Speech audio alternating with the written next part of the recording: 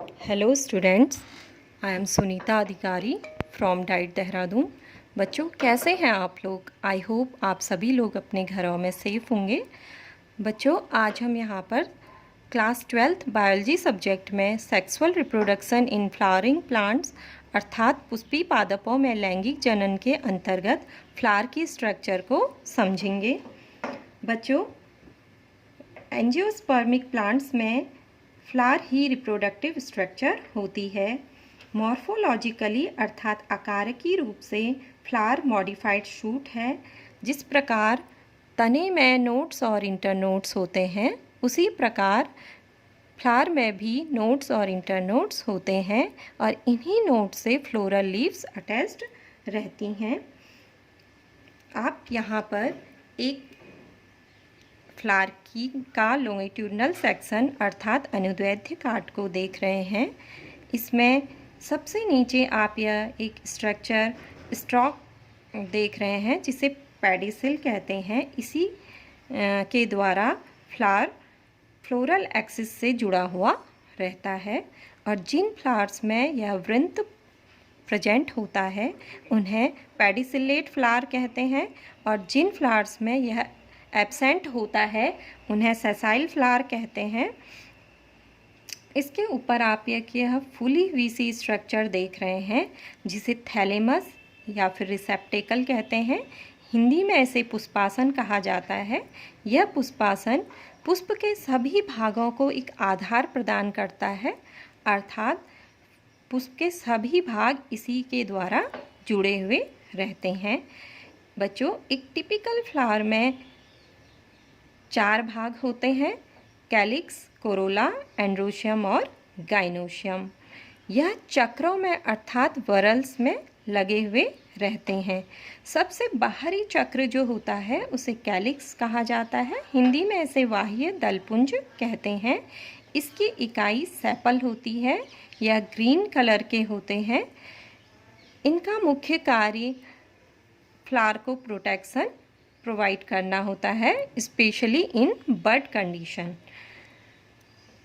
इसके अंदर जो चक्र होता है उसे दलपुंज या फिर कोरोला कहते हैं। इनकी इकाई पेटल होती है। हम फूलों को अलग अलग कलर के रूप में देखते हैं कि यह सफ़ेद रंग का फूल है या लाल रंग का फूल है। वह इन पेटल्स के आधार पर ही हम उनका कलर डिसाइड करते हैं।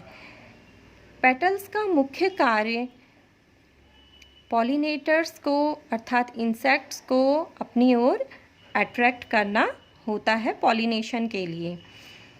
3rd नंबर पर जो वरल है उसे एंड्रोशियम कहते हैं। इसकी इकाई स्टेमेन या फिर पुंकेसर होती है। यह male reproductive part of the flower है। इसकी स्ट्रक्चर को हम देखें तो एक स्टेमेन में सबसे नीचे यह फिलामेंट होता है और उसके ऊपर एंथर या परागकोश होता है। ये दोनों आपस में कनेक्टिव या योजी द्वारा जुड़े हुए रहते हैं। परागकोश में ही पराग कणों का निर्माण होता है। स्टेमेन की संख्या 1 या अधिक हो सकती है। सबसे अंदर और इनरमोस्ट जो वरल होता है इसे गाइनोशियम कहते हैं। यह रिप्रोडक्टिव या female reproductive part of the flower है। इसकी स्ट्रक्चर को हम ध्यान से देखें तो यह 3 भागों में बटा रहता है। सबसे ऊपर यह स्टिग्मा या वर्तिकाग्र है। ये ट्यूब जैसी संरचना आपको दिखाई दे रही है, इसे स्टाइल या फिर वर्तिका बोला जाता है। सबसे नीचे एक ये फूली हुई सी स्ट्रक्चर है जिसे अंडाशय या ओवरी कहा जाता है। इस ओवरी के अंदर ही बीजांड या फिर ओव्यूल लगे रहते हैं।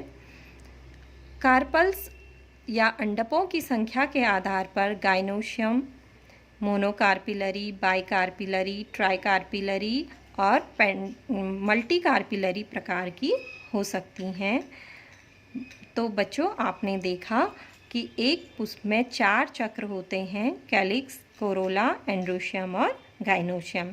इनमें से जो कैलिक्स और कोरोला है उन्हें एसेसरी वरल भी कहा जाता है क्योंकि यह रिप्रोडक्शन में सीधे पार्टिसिपेट नहीं करते हैं, जबकि जो एंड्रोशियम है उसे मेल रिप्रोडक्टिव पार्ट बोला जाता है और गाइनोशियम को फीमेल रिप्रोडक्टिव पार्ट बोला जाता है, और इन दोनों को मिलाकर रिप्रोडक्टिव वरल कहते हैं।